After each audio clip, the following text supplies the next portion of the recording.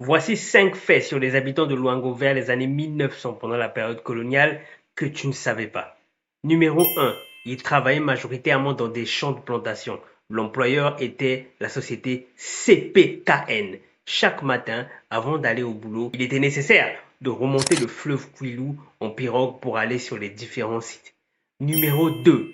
Les Luango étaient réputés pour être d'excellents porteurs. Avant l'arrivée du transporteur de marchandises par caravane, ils pouvaient marcher plus de 50 kilomètres. Oui, tu as très bien entendu, 50 kilomètres.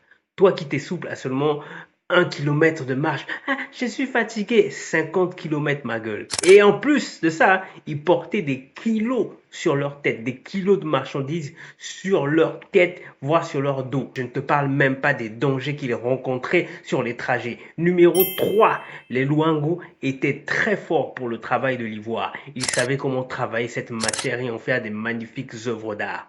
Numéro 4, les Luango étaient d'excellents couturiers. Oui, ouvre bien tes oreilles. Avec l'arrivée des machines à coudre de la marque Singer, ils ont très vite maîtrisé cette dernière et ils ont commencé à faire des propositions de vêtements exceptionnels. La Fashion Week, eux, ce sont les boys.